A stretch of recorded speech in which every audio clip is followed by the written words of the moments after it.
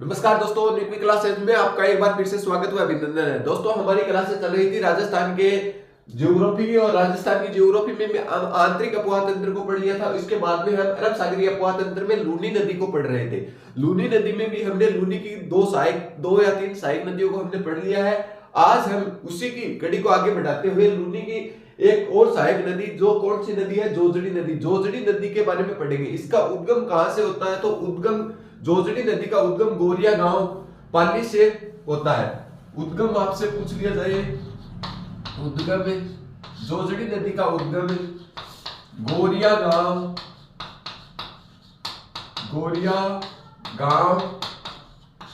पाली।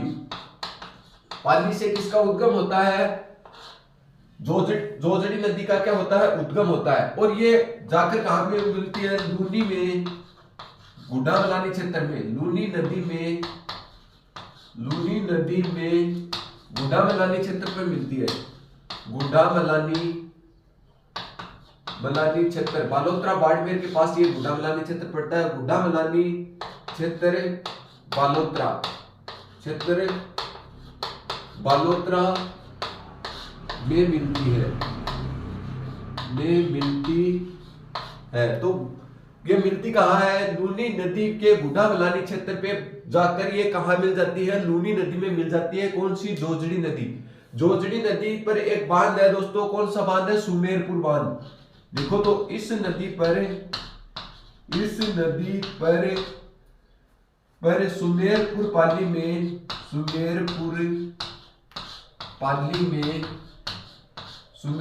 पाली में जवाई बांध स्थित है। जवाई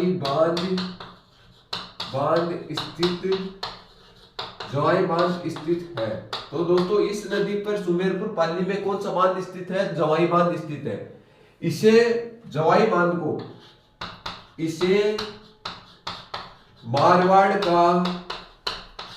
मारवाड़ का अमृत सरोवर कहा जाता है। ये क्वेश्चन पूछा हुआ है। अमृत सरोवर कहा जाता है। इसे मारवाड़ का अमृत सरोवर कहा जाता है। ये पूछ लिया जाए, मारवाड़ का अमृत सरोवर किसे कहा जाता है? तो जवाई बांध को कहा जाता है। जवाई बांध किस नदी पर स्थित है? तो जोजड़ी नदी पर। और कहाँ स्थित है? सुमेरपुर पाली में। ये बात करते हैं, इसका निर्माण किसने करवाया? तो निर्माण महाराजा उम्मेद सिंह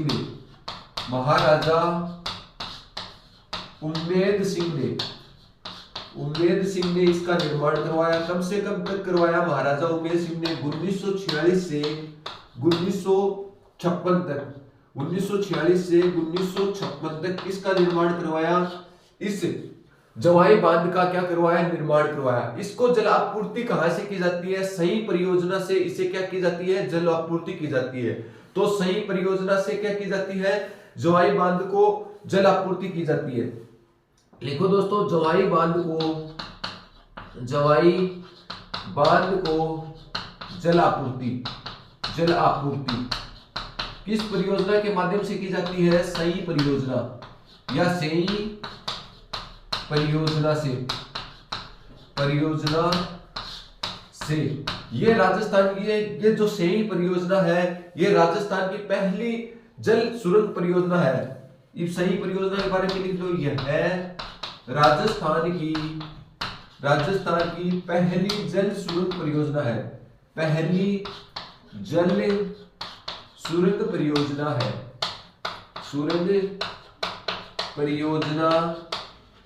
परियोजना है। कौन सी है? सही परियोजना। सही परियोजना किसे जलापूर्ति कराती है? जवाई बांध को जलापूर्ति कराने का काम करती है। जब जोजड़ी नदी का पानी सूख जाता है, तो इस नदी से, इस परियोजना के माध्यम से जवाई बांध को क्या करवाता है? पानी उपलब्ध करवाने का काम करता है। ये बात करते हैं जवाई बांध से। जवाई बांध जोधपुर और पाली को तो क्या करवाता है? पेयजल उपलब्ध करवाता है, पीने का पानी।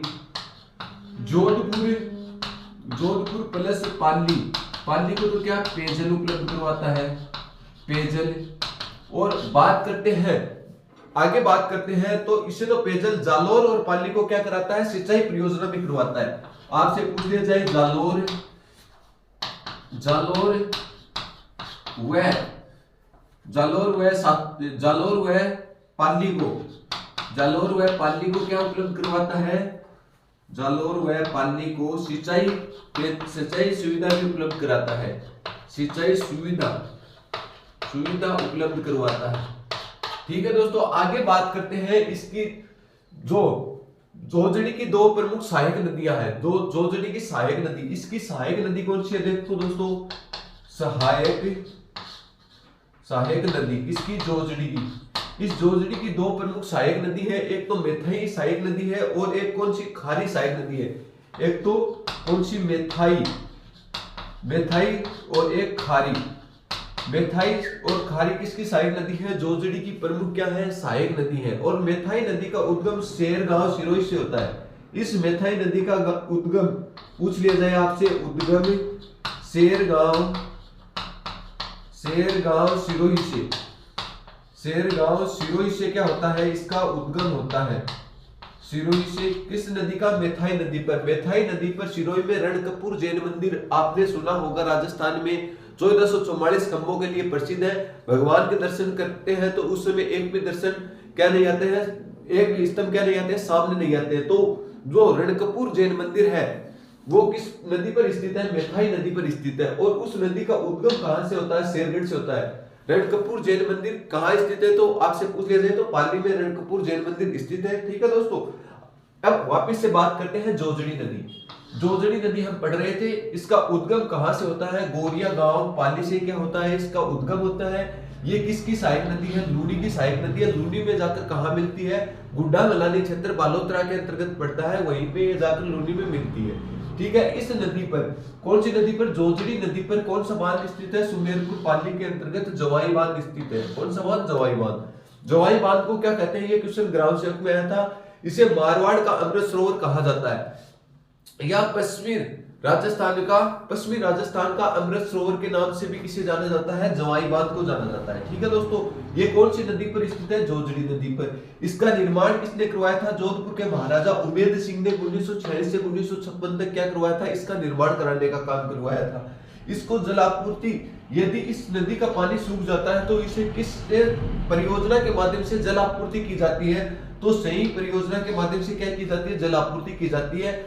यह सही जो परियोजना है, यह राजस्थान की पहली जल सुरंग परियोजना है। मतलब जल सुरंग के माध्यम से क्या करवाया जाता है? इस जवाई बांध को पानी उपलब्ध करवाने का काम करवाया जाता है। जोधपुर पाली में पेयजल उपलब्ध कराने का काम करता है, जबकि जालौर व पाली में सिंचाई भी करवाने का काम कौन करता है? यह बांध करता है। ठीक है, आगे बात करते हैं। जोजड़ी की दो प्रमुख सहायक नदी है, एक तो मेथई है और एक खारी नदी है। मेथई नदी का उद्गम शेरगढ़ गांव सिरोही में होता है। इसी नदी पर कौन सा मंदिर स्थित है? रणकपुर जैन मंदिर स्थित है, जो सर्वाधिक खंभों वाला मंदिर के नाम से जाना जाता है। 1444 खंभों का मंदिर कौन सा? रणकपुर जैन मंदिर, जो पार्श्वनाथ को क्या है? समर्पित है।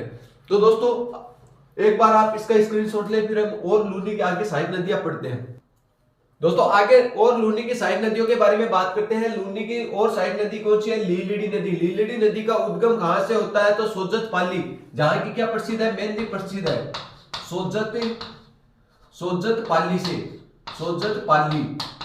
पाली से क्या होता है? इसका उद्गम होता है। और बहाव क्षेत्र की बात करिए, बहाव क्षेत्र कहां से कहां तक है? तो पाली और ब्यावर में जाकर ये क्या मिलती है? ब्यावर में जाकर ये लूनी में मिल जाती है। ठीक है दोस्तों, सोजत की क्या प्रसिद्ध है? यहाँ पर राजस्थान की मेहंदी प्रसिद्ध है। लिख लो दोस्तों, यहाँ पर राजस्थान की मेहंदी प्रसिद्ध है। मेहंदी प्रसिद्ध है कहाँ की? सोजत पाली की। बात करते हैं आगे सूकड़ी नदी। सूकड़ी नदी का उद्गम भी कहां से होता है? देशुर की, जो हमने नाल पढ़ाई थी पाली में, देशुर से कहां क्या होता है? इसका उद्गम होता है देशुर। और कहां से? पाली से। देशुर की नाल हमने पढ़ी थी ना पाली में, तो वहीं से किसका उद्गम होता है? सूकड़ी नदी का क्या होता है? उद्गम होता है। और बहाव क्षेत्र की बात करें तो पाली, जालौर और सिरोही। पाली, जालौर और सिरोही क्या है? बहाव क्षेत्र है। बहाव क्षेत्र कौन सा है? पाली, जालौर और क्या है? सिरोही। ये किसका बहाव क्षेत्र है? सुगड़ी नदी का क्या है? बहाव क्षेत्र है। सुगड़ी नदी पर बसे हुए शहर, एक तो क्या जालोर शहर, जालोर शहर इसी नदी पर बसा हुआ है। एक कनकांचल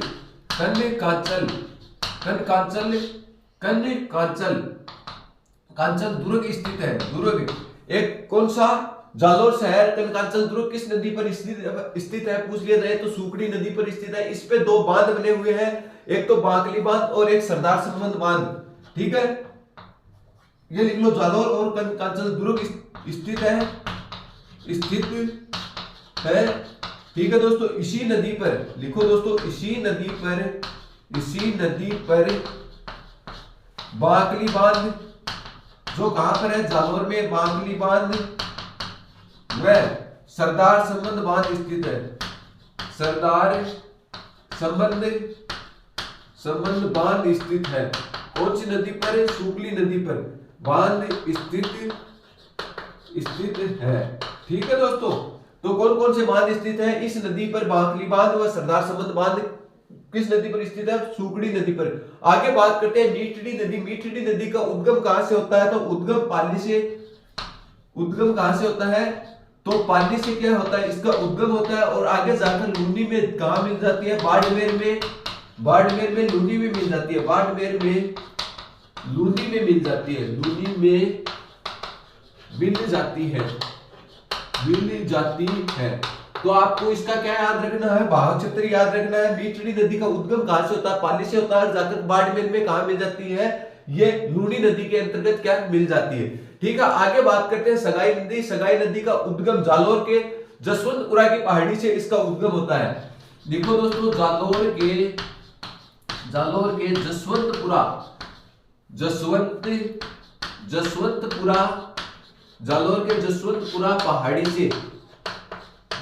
जसवंतपुरा पहाड़ी से उद्गम होता है। ठीक है दोस्तों, और आगे बात करते हैं, यह लूनी में मिलने वाली अंतिम नदी है। यह लूनी में मिलने वाली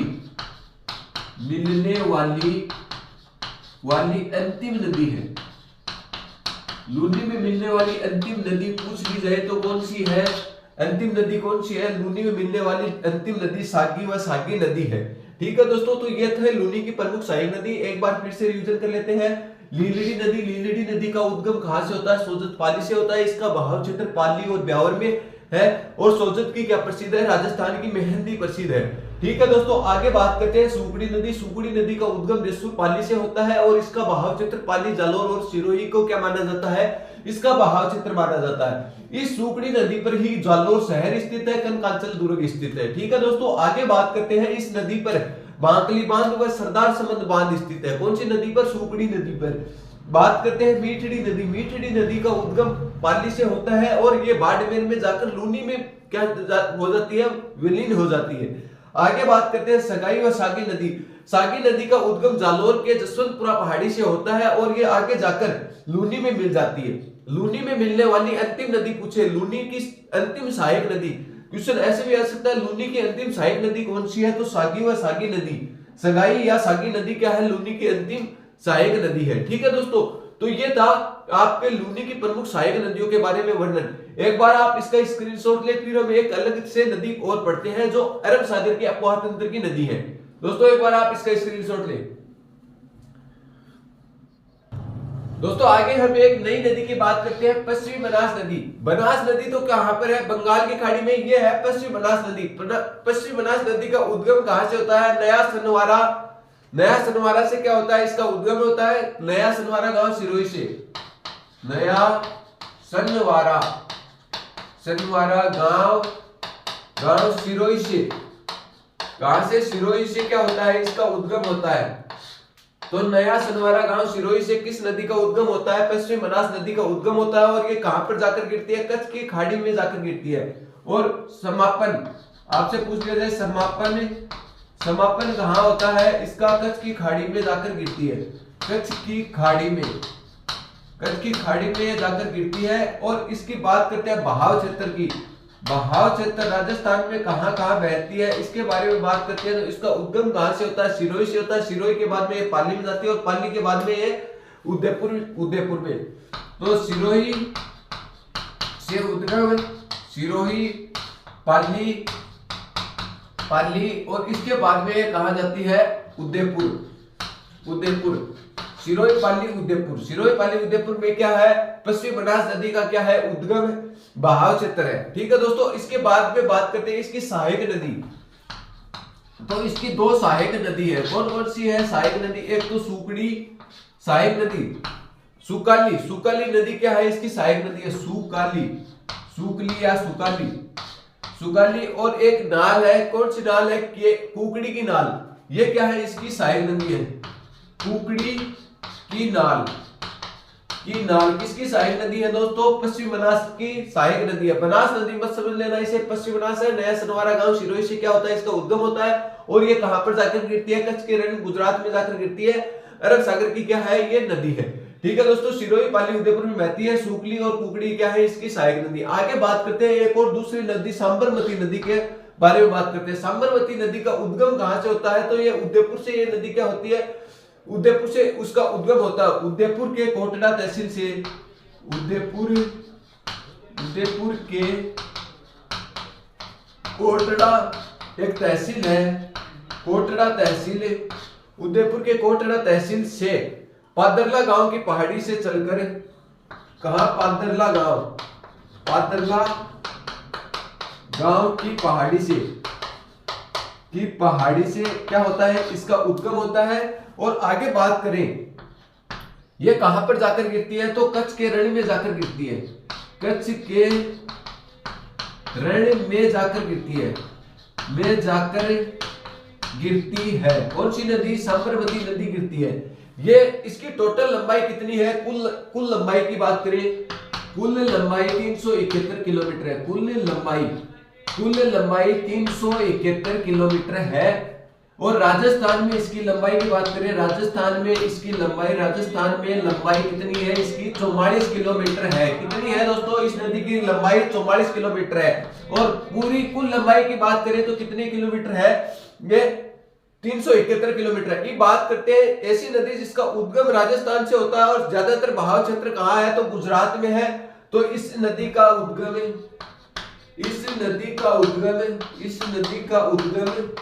उद्गम तो राजस्थान में होता है, उद्गम राजस्थान में, वह सर्वाधिक बहती कहां है, गुजरात में। सर्वाधिक बहाव उद्गम राजस्थान में, वह सर्वाधिक बहाव गुजरात में है, गुजरात में है। ठीक है दोस्तों, तो क्या था ये, इस नदी का उद्गम, सांबरमती नदी का उद्गम उदयपुर की कोटड़ा तहसील के पादरला गांव से, पादरला पाली, ये किसके लिए प्रसिद्ध है, मांगी बाई नृत्यांगना थी, उसके लिए पादरला गांव में कौन सा नृत्य प्रसिद्ध है, वो है ना तेरह ताली नृत्य पादरला गांव का प्रसिद्ध है। ठीक है दोस्तों, पादरला गांव का कौन सा नृत्य है, तेरह ताली नृत्य, तेरह ताली नृत्य। मांगी बाई की थी इसकी नृत्यांगना थी, मांगी बाई प्रसिद्ध नृत्यांगना। ये क्वेश्चन पूछा हुआ है, पादरला गांव का कौन सा नृत्य प्रसिद्ध है, तेरह ताली नृत्य प्रसिद्ध है। ये एकमात्र राजस्थान का नृत्य है जो बैठकर किया जाता है। ठीक है दोस्तों, वहीं से ही कौन सी नदी का उद्गम होता है, सांबरमती नदी का क्या होता है, उद्गम होता है, कच्छ के रण में जाकर गिरती है। इस नदी की उद्गम राजस्थान से होता है, ज्यादातर बहाव क्षेत्र कहां है, गुजरात में। ये तो आपको दिखाई दे रहा है 371 किलोमीटर लंबी, और राजस्थान में कितने किलोमीटर बहती है, 44 किलोमीटर, और एक ही जिले में बहती है, उदयपुर में। उदयपुर के बाद में कहां चली जाती है, गुजरात में। आगे बात करते हैं इसकी सहायक नदियों के से पहले ये करते हैं इस पर कौन कौन से शहर बसे हुए हैं। तो सांबरमती, गांधीनगर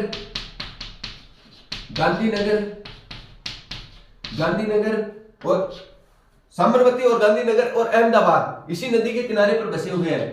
और एक कौन सा, अहमदाबाद इसी नदी पर स्थित है,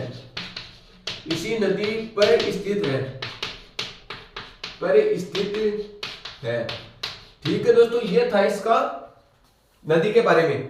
दोस्तों एक बार फिर से रिवीजन कर लेते हैं, फिर इसकी सहायक नदियां भी हम पढ़ेंगे। पश्चिमी बनास नदी का उद्गम कहां से होता है, नया सनवारा गांव सिरोही से होता है। ठीक है दोस्तों, ये कहां पर जाकर गिरती है, कच्छ के रण में जाकर गिरती है। और बहाव क्षेत्र कहां से है पश्चिम बनास का, तो सिरोही, पाली और उदयपुर में क्या है इसका बहाव क्षेत्र है। बात करते हैं इसकी दो सहायक नदियां सुकाली और कुकड़ी की नाल क्या है इसकी सहायक नदी है। और ये जाकर कहां गिरती है, अरब सागर की नदियां है। हम कौन सी नदी पढ़ रहे हैं, अरब सागर की। ये ध्यान में रखना है कि पश्चिम बनास नाम देखते आप ये मत कर देना कि ये पश्चिम बनास की नदी है, पश्चिम बंगाल की नदी है, ठीक है, बंगाल की खाड़ी की नदी नहीं है, परंतु ये क्या है पश्चिम बनास नदी है, ये अरब सागर की नदी है, ठीक है। आगे बात करते हैं साबरमती नदी। साबरमती नदी का उद्गम उदयपुर के कोटड़ा तहसील, उदयपुर के कोटड़ा तहसील में एक गांव पड़ता है पादरला गांव। पादरला गांव का 13 ताली नृत्य प्रसिद्ध है और उसकी प्रसिद्ध नृत्यांगना है मांगी बाई, एकमात्र नृत्य जो बैठ कर किया जाता है, ठीक है दोस्तों। आगे बात करते हैं कच्छ के रण गुजरात में ये जाकर ये कौन सी नदी गिरती है, साबरमती नदी गिरती है। इसकी टोटल लंबाई 371 किलोमीटर है, जबकि राजस्थान में इसकी लंबाई कितने किलोमीटर है, 44 किलोमीटर है। यह राजस्थान के एकमात्र उदयपुर जिले में बहती है। तो इसके बारे में ये क्वेश्चन पूछा हुआ है, राजस्थान की ऐसी कौन सी नदी है जिसका उद्गम राजस्थान से होता है, उद्गम राजस्थान में होता है और बहाव क्षेत्र कहाँ है, अलग राज्य में है। तो गुजरात में सर्वाधिक बहाव क्षेत्र है इसका। इसमें गुजरात में साबरमती आश्रम और गांधीनगर और अहमदाबाद क्या है नगर इस पर बसे हुए हैं, ठीक है दोस्तों। एक बार आप इसका स्क्रीनशॉट ले, फिर हम आगे पढ़ेंगे इसके बारे में, सहायक नदियों के बारे में। दोस्तों आगे हम बात करते हैं साबरमती की प्रमुख सहायक नदियों के बारे में बात करते हैं। इससे बहुत बार क्वेश्चन पूछा हुआ है। एक तो कौन सी नदी है, माजम नदी, माजम नदी, मेसवा नदी, माजम नदी, मेसवा नदी, सेई नदी, वेत्रक नदी,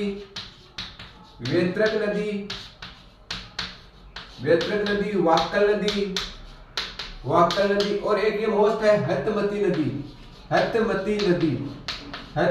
नदी। ये क्या है दोस्तों, प्रमुख इसकी सहायक नदी है। माजम, मेसवा, सेई, वेत्राक और क्या हतमती नदी क्या है इसकी प्रमुख क्या है, सहायक नदियां हैं। और वाक्कल लिखा दिया गया मैंने, वाक्कल लिखा देना, वाक्कल नदी। अब हम बात करते हैं वाक्कल नदी के बारे में ही बात करते हैं। इसका एक प्रश्न पूछा जाता है वाक्कल नदी पे, वाक्कल नदी का उद्गम पूछा जाता है एक तो, और तो इस नदियों के बारे में नहीं ज्यादा पूछा जाता। वाक्कल नदी का उद्गम कहां से होता है, तो वाक्कल नदी का उद्गम गोकुंदा की पहाड़ियां उदयपुर से इसका उद्गम होता है। गोकुंदा से इसका क्या होता है, उदयपुर से क्या होता है इसका उद्गम होता है। इस पे एक परियोजना स्थित है, वो पूछते हैं इस पर, मानसी वाक्कल परियोजना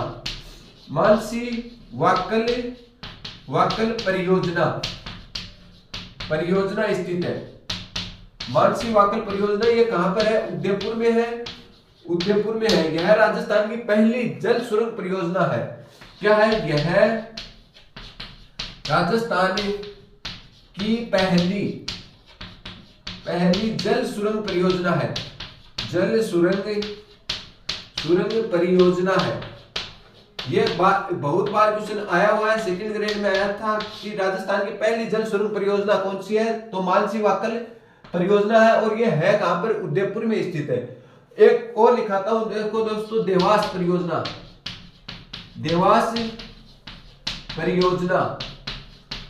यह राजस्थान की सबसे लंबी जल स्रोत परियोजना है। यह राजस्थान की सबसे लंबी जल सुरंग परियोजना है। जल सुरंग परियोजना है।